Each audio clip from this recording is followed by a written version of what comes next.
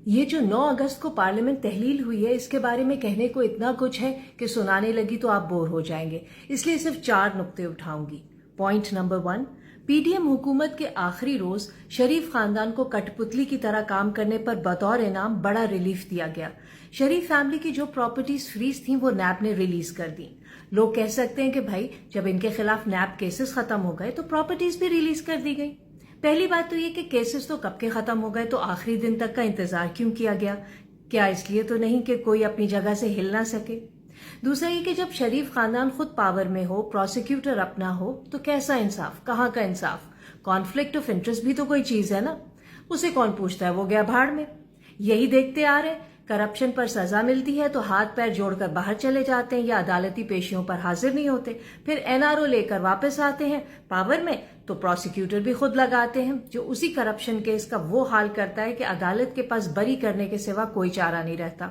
फिर ये लोग डंके की चोट पर कहते फिरते हैं कि देख लो हम बेकसूर थे, हमारे साथ कितना जुल्म हुआ।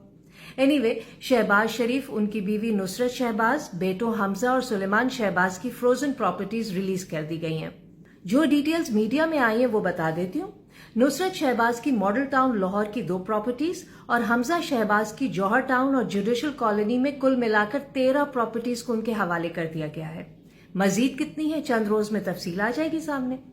पॉइंट नंबर 2, पीडीएम हुकूमत ने जाते जाते तमाम सिविल सर्वेंट्स के डेली ट्रैवल अलाउंस और माइलेज में 50% इजाफा कर दिया। यानी हुकूमत ने पेट्रोल सिर्फ आवाम के लिए महंगा किया है, सिविल सर्वेंट्स के लिए नहीं। हुकूमत जानती है कि आइंदा जब भी इलेक्शन हुए आवाम का वोट उसे मिले ना मिले, ब्यूरोक्रेट्स की मदद जरूर मिलेगी।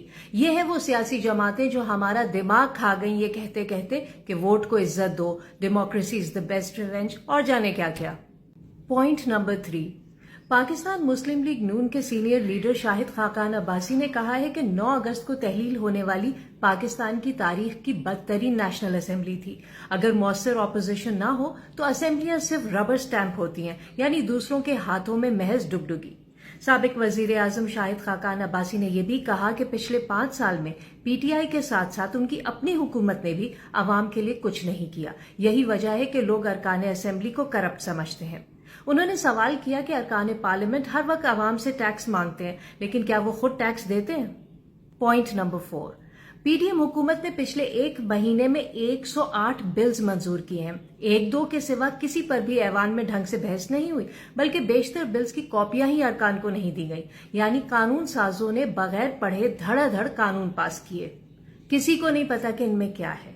वैसे तो आइन के मुताबिक अगर कोई बिल दोनों ऐवानों से मंजूर हो जाए तो वो सदर के पास जाता है। सदर पाकिस्तान को अगर उसमें कोई मसला दिखाई दे तो वो इस बिल को एक दफा ऐवान में वापस भेज सकते हैं। लेकिन पार्लियामेंट के आखिरी दिनों में जो बिल दोनों ऐवानों से मंजूर होता है वो 10 दिन बाद ऑटोमेटिकली कानून बन जाता है, चाहे सदर मुमलिकत उस पर दस्तखत करें या ना करें। यानी ये लूप होल छोड़ा गया है ताकि जो बिल्स नॉर्मल हालात में शायद पास ना हो, उन बिल्स को पार्लियामेंट के आखिरी दिनों में जल्दी जल्दी पास किया जा सकता है बगैर किसी चेक एंड बैलेंस के। तो अब आप सोचिए, जिस मुल्क में कानून बनाने वालों का ट्रैक रिकॉर्ड ऐसा हो, क्या उस मुल्क में आवाम को इंसाफ मिल सकता है?